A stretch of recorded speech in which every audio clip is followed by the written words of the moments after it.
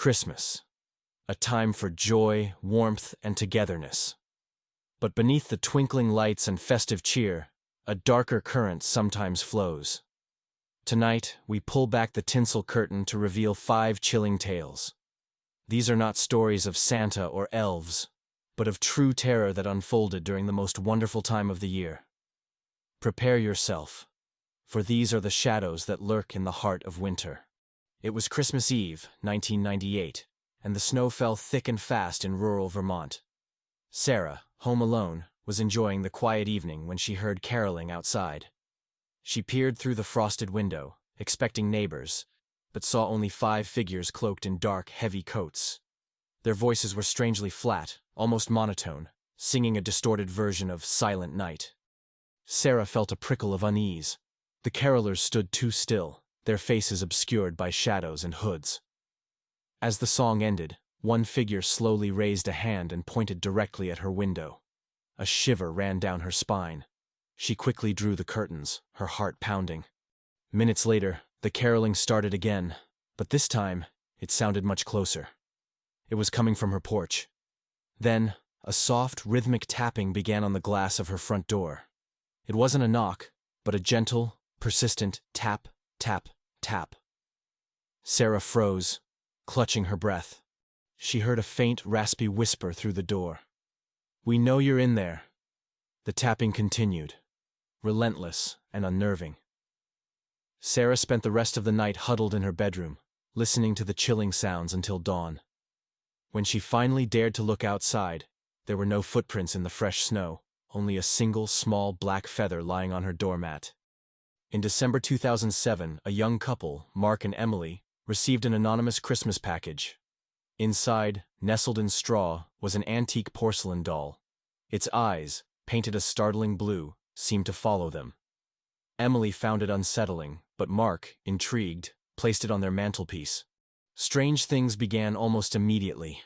Objects would move, doors would creak open, and faint whispers echoed through their quiet apartment.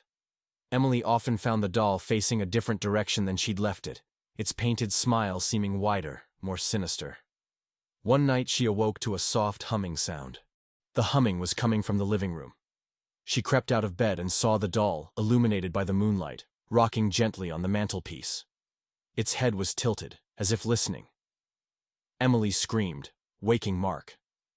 They rushed into the room, but the doll was still, its eyes fixed on them. They tried to get rid of it, but every attempt failed. Once, they left it in a dumpster, only to find it back on their doorstep the next morning. Another time, they buried it deep in the woods, but it reappeared on their porch covered in dirt. The doll became a permanent, terrifying fixture in their home.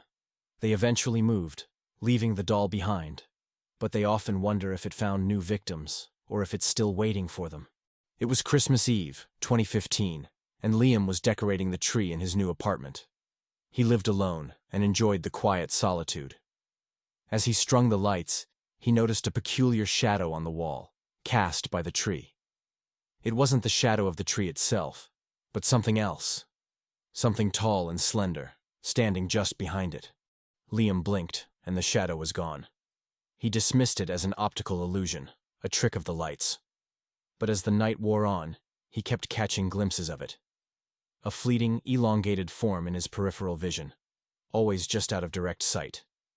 It seemed to sway slightly, as if breathing. He tried to rationalize it, blaming fatigue or the flickering lights.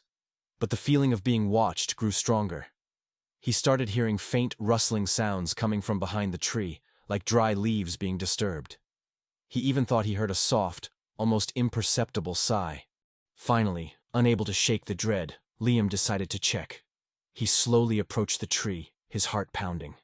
He reached out to push aside the branches, but just as his fingers brushed the needles, a cold gust of air swept past him. The Christmas lights flickered violently, then went out, plunging the room into darkness. When they came back on, the shadow was gone, but the air in the room felt heavy, and a single withered pine needle lay on the floor, not from his tree. On Christmas Day, 1973, a blizzard trapped the Miller family in their remote cabin. The snow was waist-deep, and the power had been out for hours. Around midnight, a frantic knocking echoed through the silent cabin. Mr. Miller, surprised, peered through the peephole. Standing on their porch was a man, shivering, covered in snow, his face pale and gaunt. He claimed his car had broken down miles away and he needed shelter. Despite Mrs. Miller's apprehension, Mr. Miller, a kind man, let him in. The stranger was polite, but strangely quiet, his eyes darting around the room. He refused food and drink, only asking to sit by the fire. As the hours passed, the family noticed odd things. The stranger never blinked. His breath didn't fog in the cold air. And his boots, though covered in snow when he entered, left no wet marks on the wooden floor. A chilling realization began to dawn on them.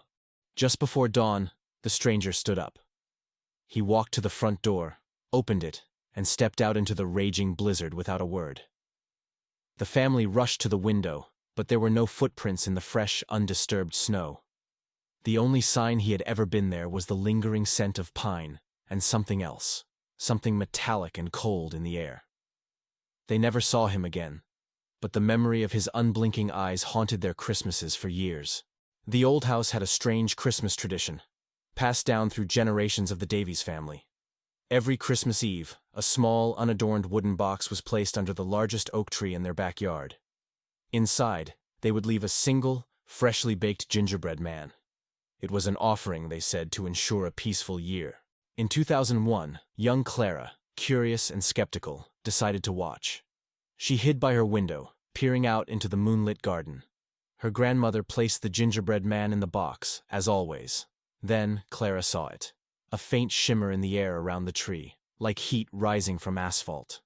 A shadowy form began to coalesce from the shimmer. It was tall and thin, with long, spindly limbs, and seemed to absorb the moonlight.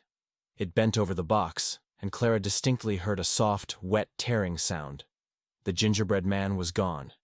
The shadowy form then slowly dissipated, leaving only the cold night air. Clara was terrified, but she told no one. The next morning, the family found a small, intricately carved wooden bird on their doorstep, a gift from the entity. It was beautiful, but Clara could never look at it without remembering the silent, hungry shadow. The tradition continued, but Clara always made sure the gingerbread man was perfectly baked, fearing what might happen if the offering was ever deemed insufficient. These tales remind us that even in the most festive of seasons, darkness can find a way to creep in. The warmth of Christmas can sometimes be a thin veil, barely concealing the chilling unknown. So, as you celebrate this year, remember these stories. Look closely at the shadows, listen to the whispers, and perhaps, just perhaps, keep an extra light on. You never know what might be watching from the winter night.